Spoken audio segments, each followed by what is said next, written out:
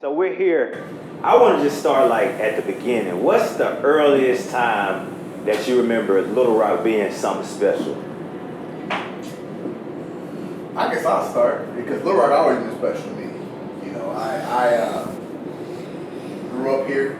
I grew up in the Qualify Quarter, the South End, and Little Rock has continued to be special to me because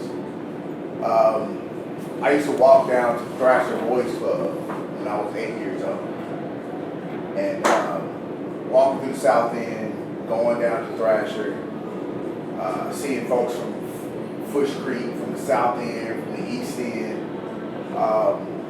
blending, playing pool, in the pool, playing ball. You know, it was always a special place. And Little Rock has continued to have. I had a brother that's 7 years older than me. So, you know, growing up in the early '90s, you know, late '80s was a blessing to me here. But it was always a challenge, you know. So I knew it was a special place because a lot of my friends when I was a child, a lot of my friends at 9, 10, 11 year old aren't here right now.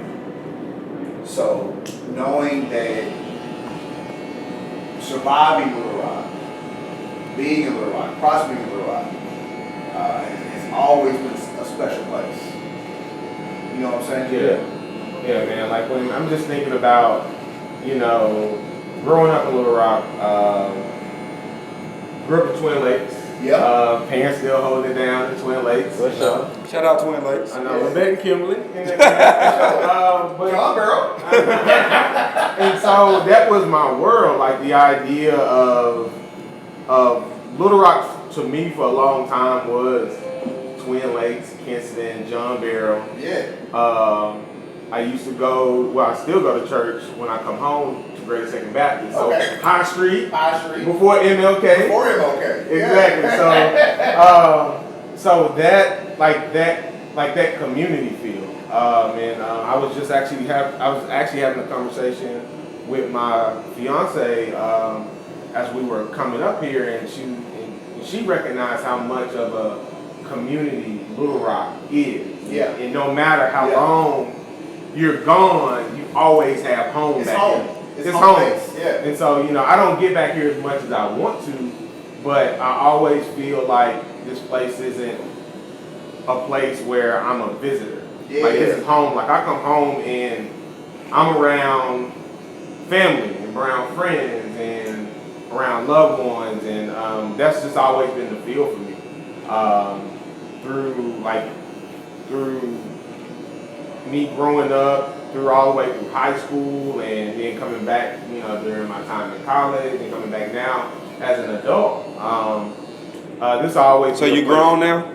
Sometimes. Some days, you know, some days I feel like that. On Sundays. On Sundays, there's some days I feel less grown. Less grown than others. Less grown than others. There's times where I get on the phone with my mom and my dad, and I know I'm not grown. Yeah, you get reminded. I get reminded that you're not too far.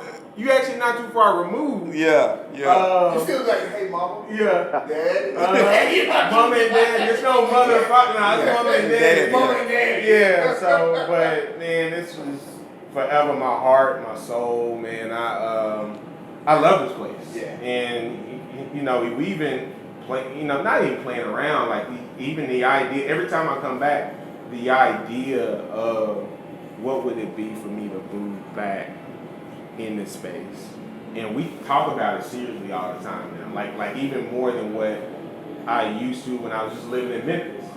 But being home and being that just makes me feel. Bro, like we I need want you, that. man. Yeah. I We need want you, that. man. We need you here. Now we did. And beyond that, we talk about the show right now. But this is something that we've continued to press on people who we know. You know, we've had a brain drain from our city.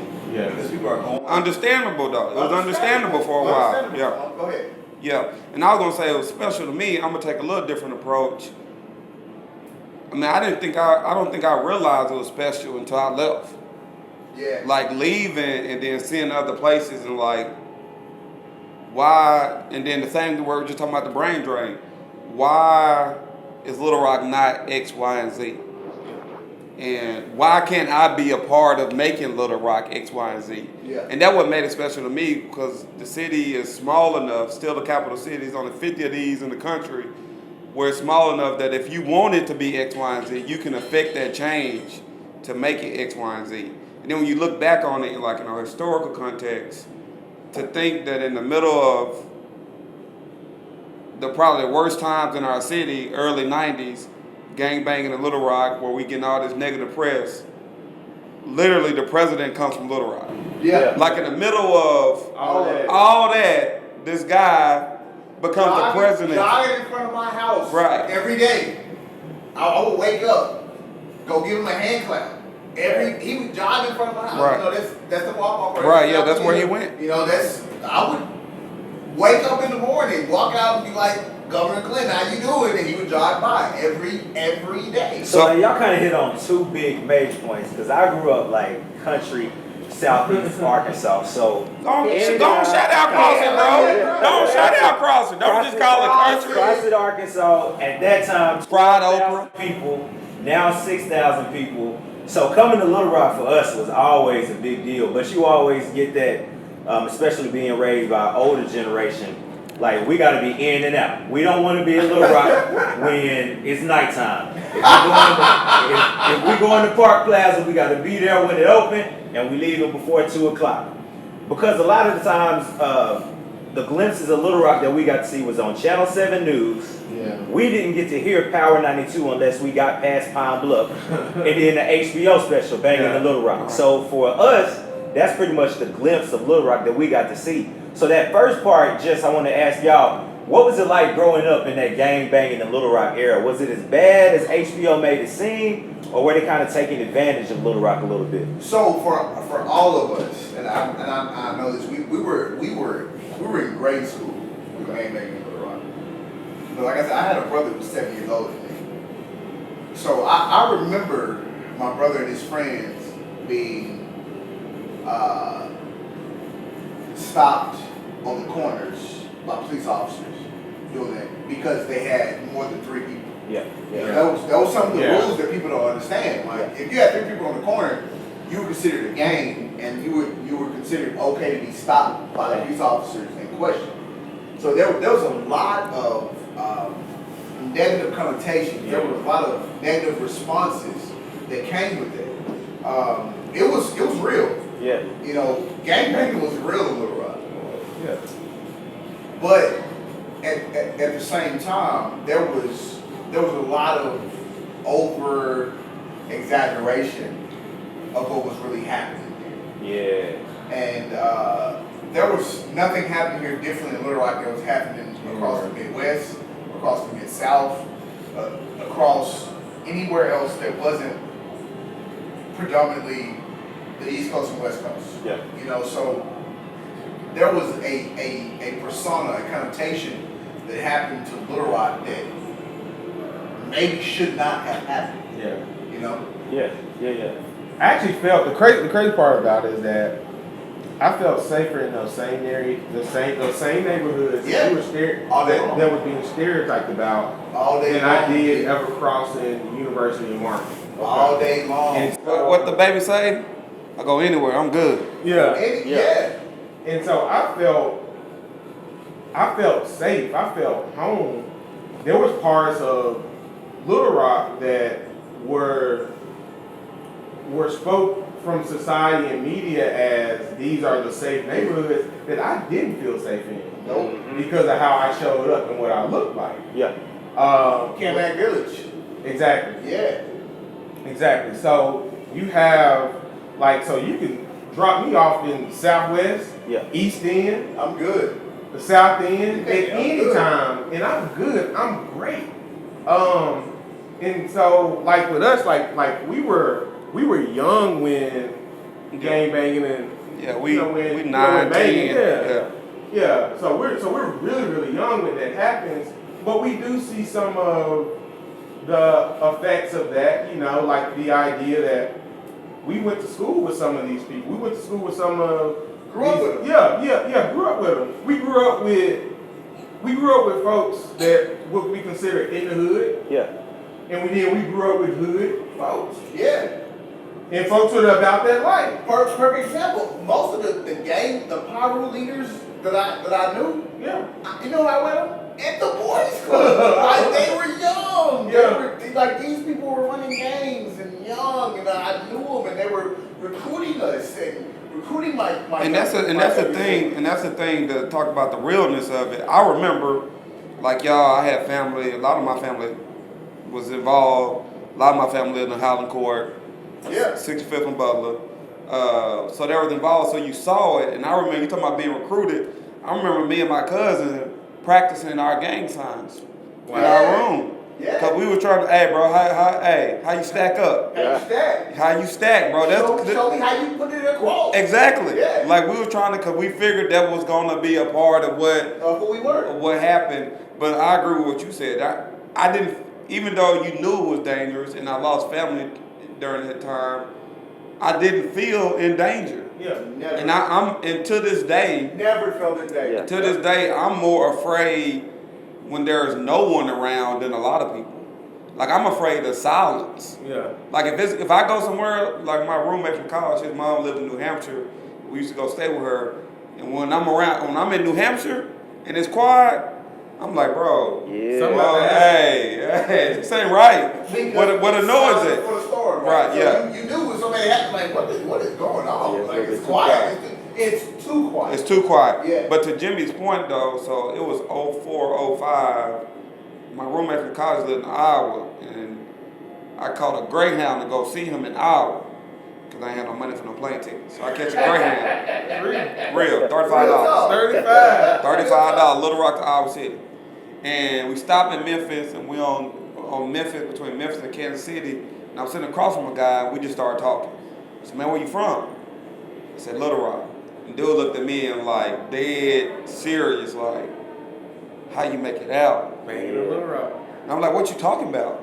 He's like, bro, I saw the documentary.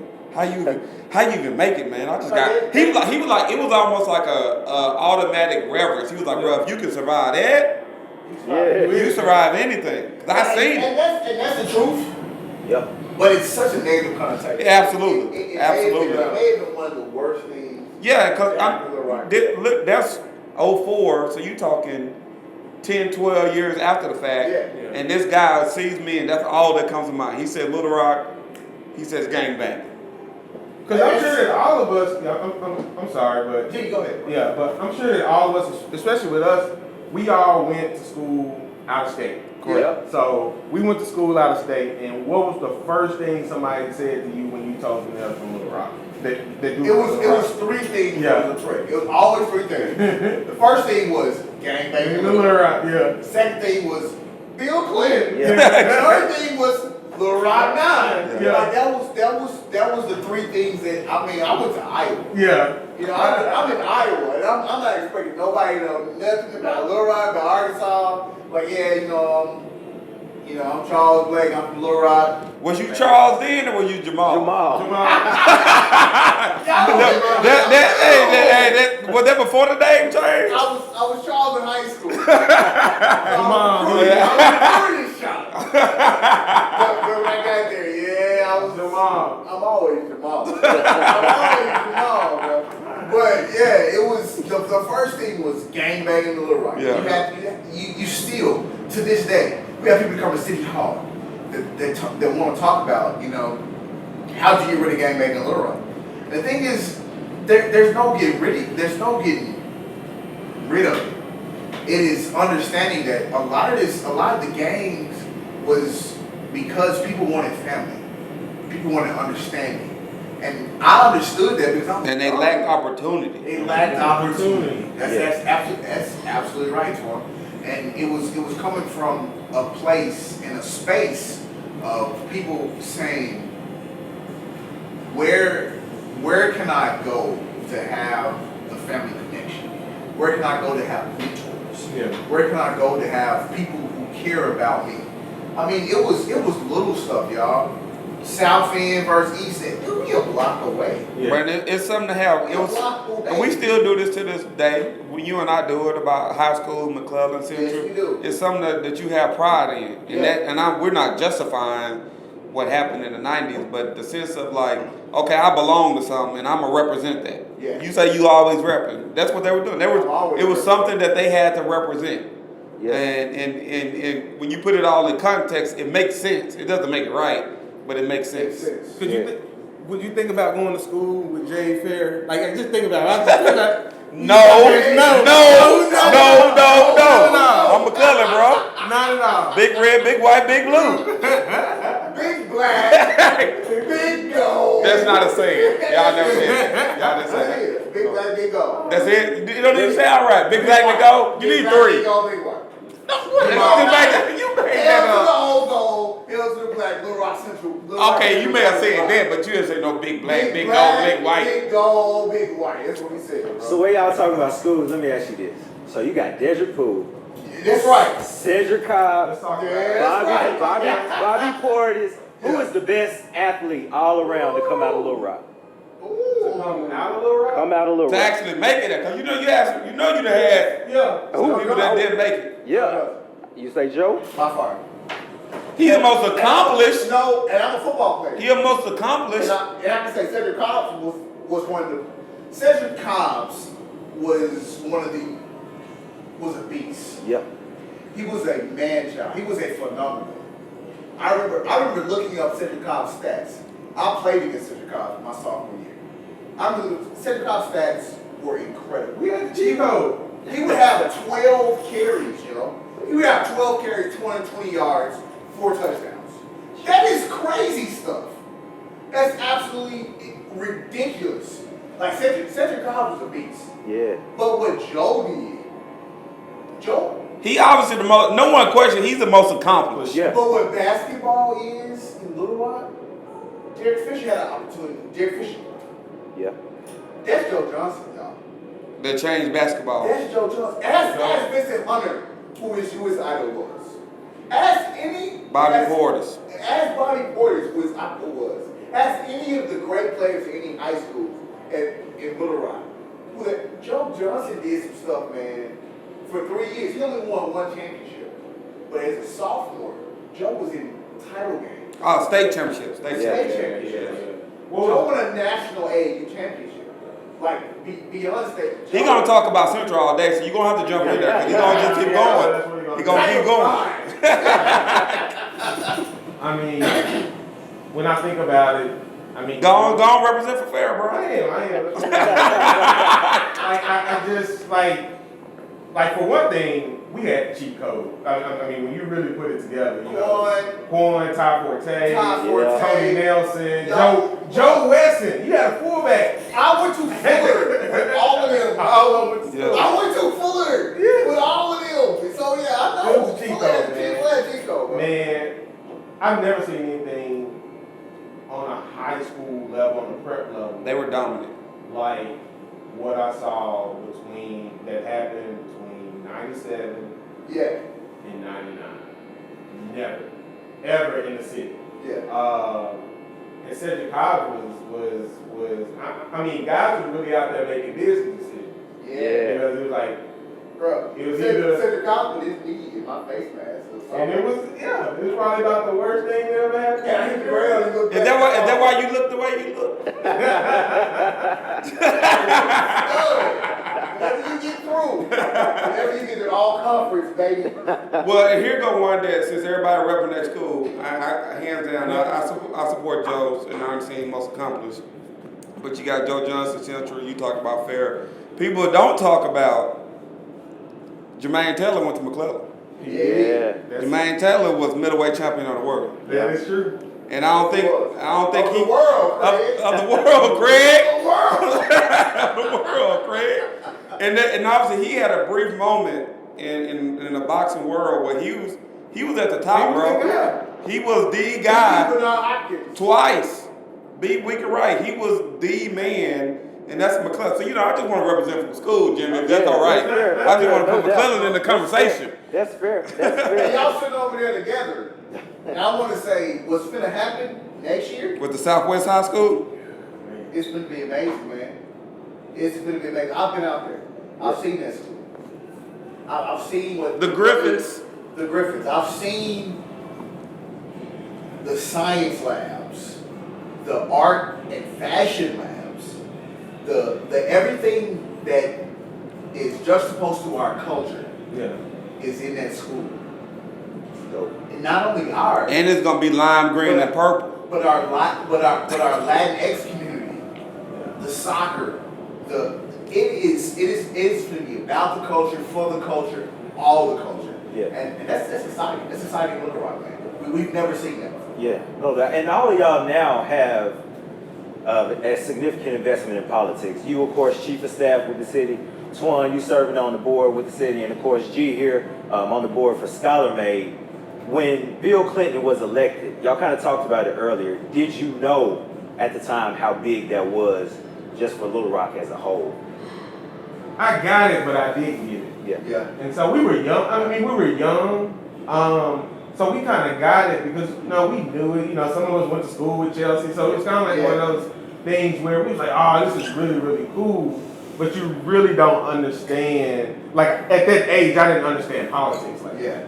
And so I got that, yes, he's moved past being the governor. But other than that, I didn't understand what this whole what it meant on a federal level. Yeah.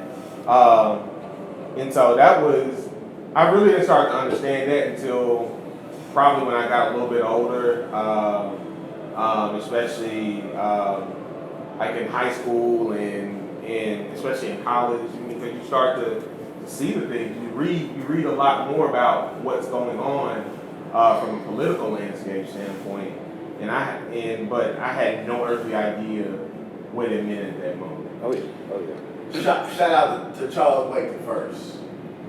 My pops took me and my younger brother to right after he got elected to his prayer service out in Southwest Little Rock with Jesse Jackson. We were the only black people in the crowd. Wow. And like I said, I used to shake the governor's hands daily, especially on Thursday morning when I took the trash can out. He would be running by in the morning. But my pops made it a precedent for us to know how important, how a generational shift is going to be for this man to be president. So beyond that, but before that, I grew up with a lot of African American statesmen and politicos at my dinner table. We're talking about Judge Humphrey, Gary Williams, Bill Walker. These are my family friends. So these are people who are important to the election of Bill Clinton and the rise of Bill Clinton. So when he was elected in '92, that was a wake up. I was 9, 10 years old, but that was, I can look back and say that was the calling card for me, saying that I want to be involved in politics. I want to be involved in public awareness. I want to be involved in people knowing that there's a difference to be made in the world. Yeah. So that was I wouldn't be where I am without Bill Clinton being elected president in 19.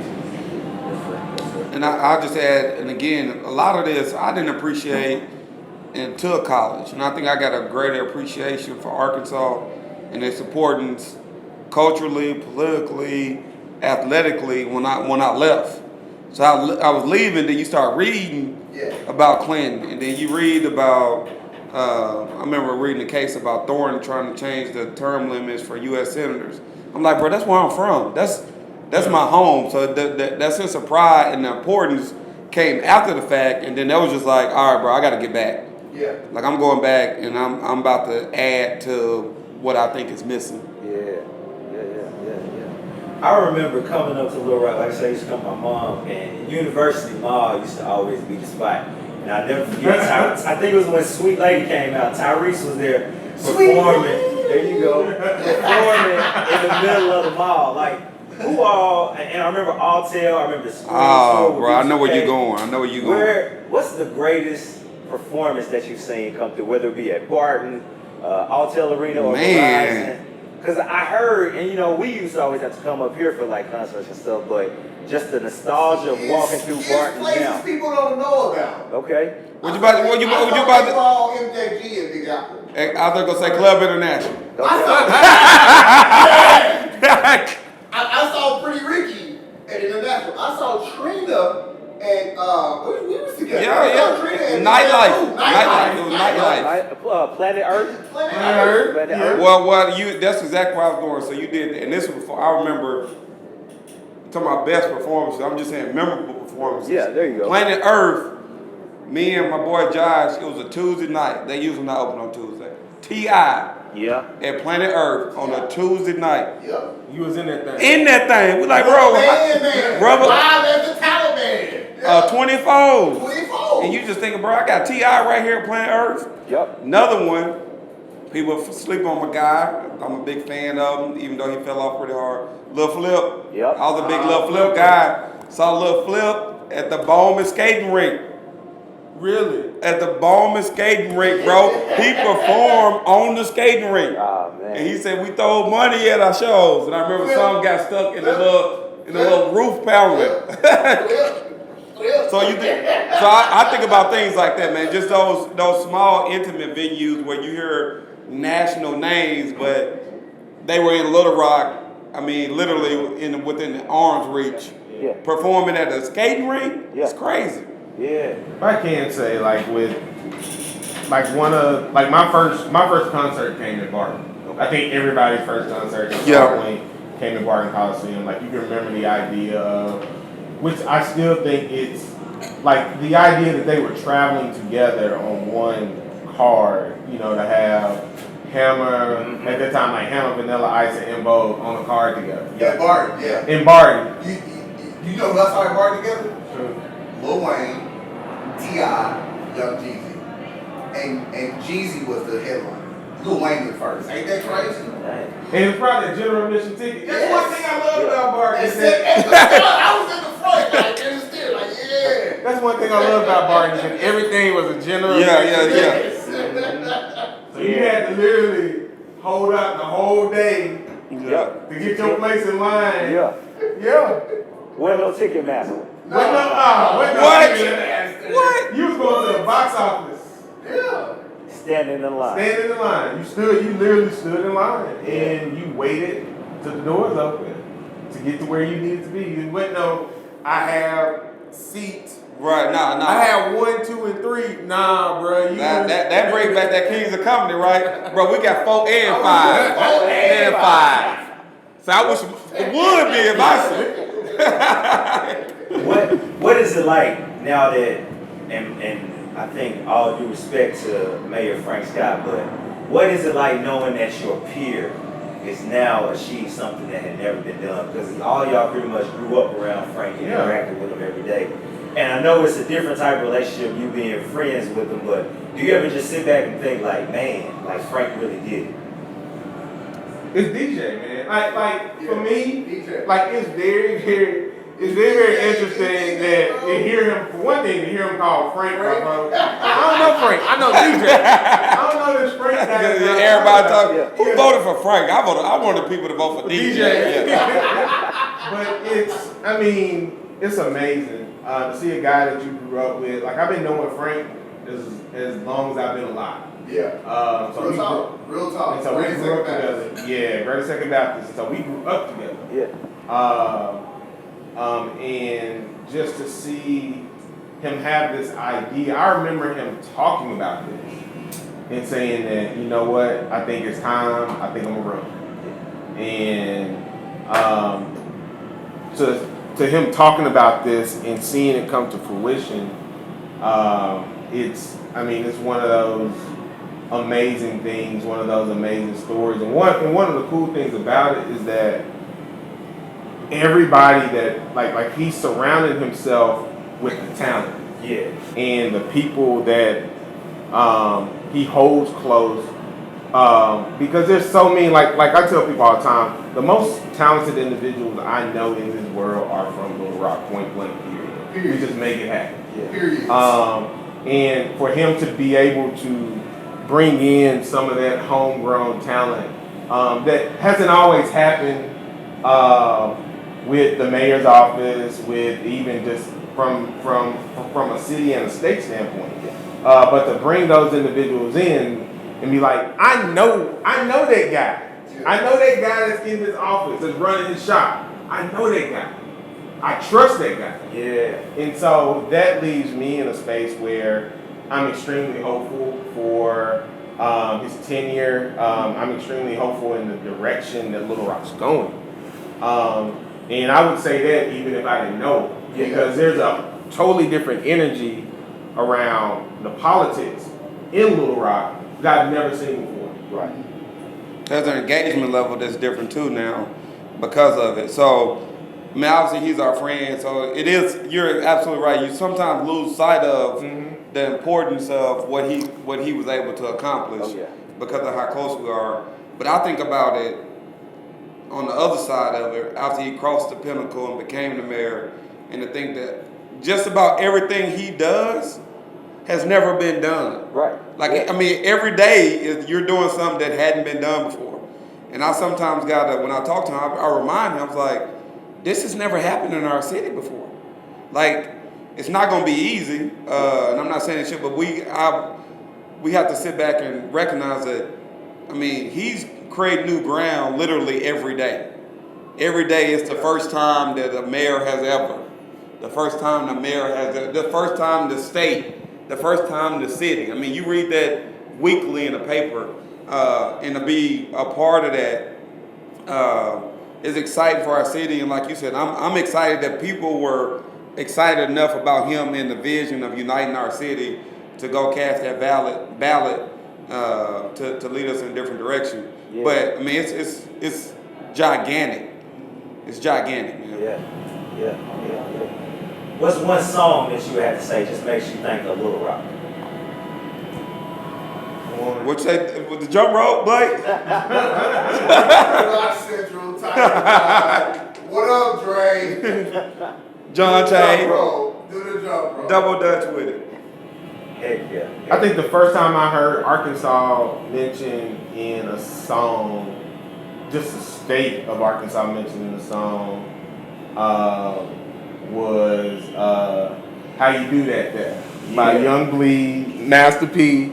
That's the first time, so it was like this idea that this kind of came into, even though we didn't get nothing but a couple of bars, it was a half a bar. Bro, it was enough for me. I play elevators in Iowa.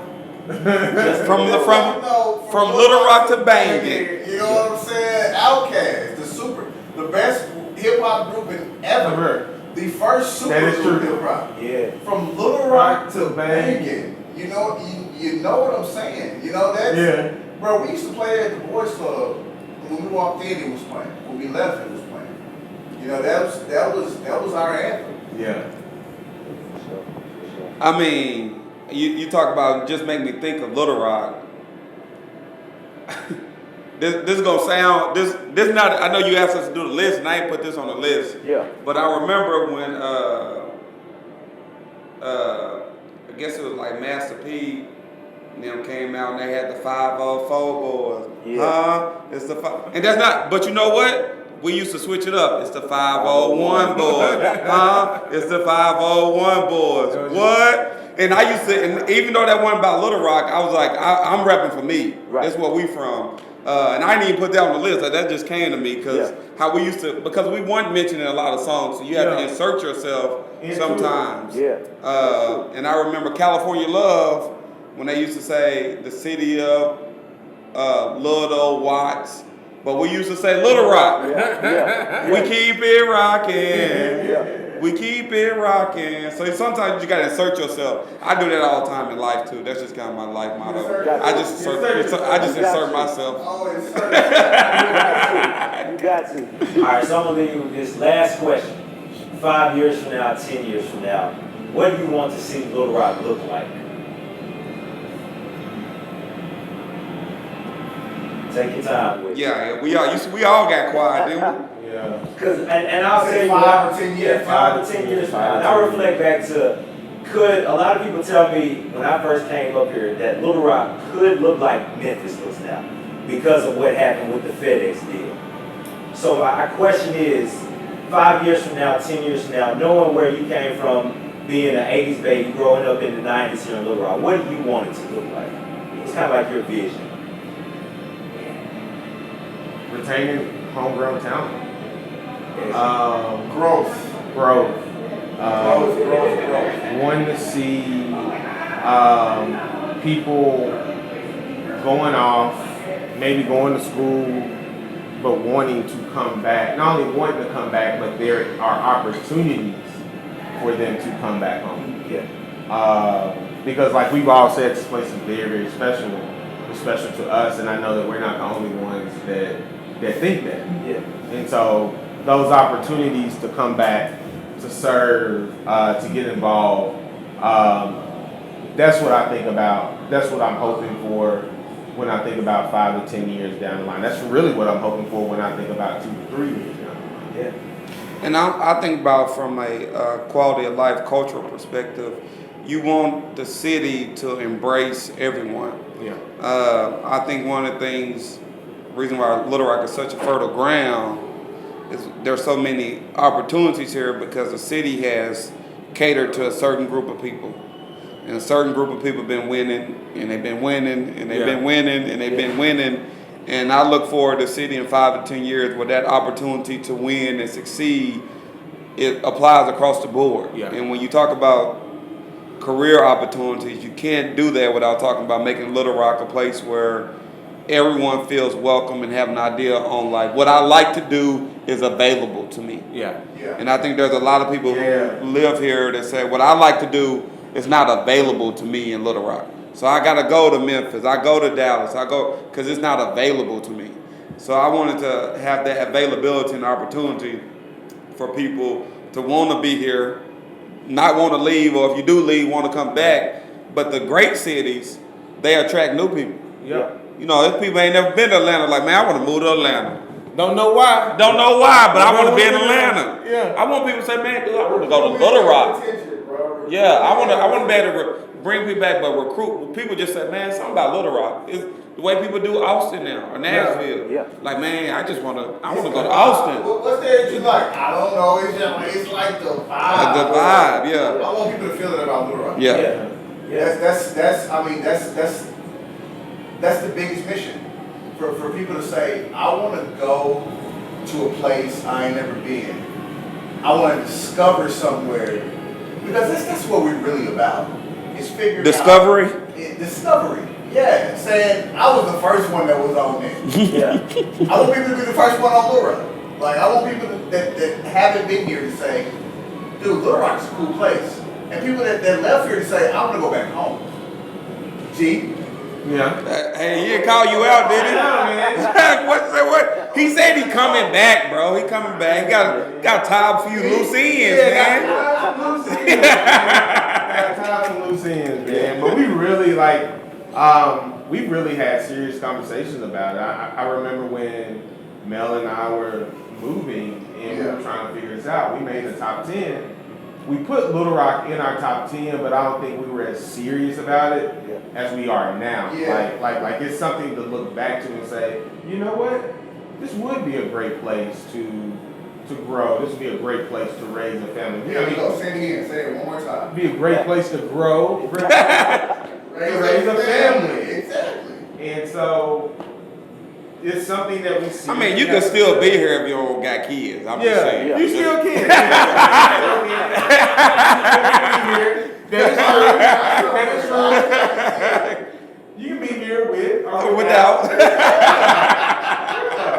And so, but it's something that was kind of on our heart since we've been here, and it always gives me that feeling when I come back.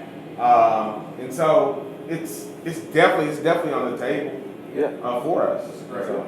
Yeah. You guys, I greatly appreciate all of y'all being here today. Never been done before. Rock the Culture. ArkanTalk presents Memories of Little Rock. Thank you all for listening, watching with us. I'll let you guys introduce yourself on the outro. Twan, we'll start with you. Man's one take, Twan. One take. Antwan Phillips. You can find me on all social media at AntwanPhillips. And I want to give a shout out to my guy Jimmy Warren for having a vision, man, to take our stories, our experiences, and put them in a video form. Make sure you support ArkanTalk and subscribe to ArkanTalk and rock the culture. What's going on? Gerald Harris. I live in North Carolina, live in Durham area, work at Duke University. I born and raised in Little Rock, but I appreciate y'all. Like we talk about it all the time, and how the work that you all are doing within the city gives me excitement. Makes me want to come back more. Makes me want to move back. Back to the city. Yeah. And so, and I'm also on all social media. But you can follow me on Instagram at Mr. G Cornelius if you like. Yeah. Oh yeah. Don't forget about Leanne. Please, thank you, Leanne, for allowing us to come to your spot today. Overcrown Barbershop right here. Yeah, downtown Marriott Hotel. Please come check her out. But nice spot, man. It's nice. Definitely. I appreciate all of it, Tony. It's high class. It's high class. It's high class. Yeah. That's right. Yeah. And it's your favorite. Always repping. Always your favorite. 2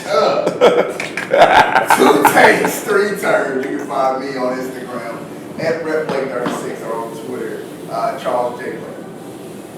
Jamal. Thank you. Jamal. Thank you.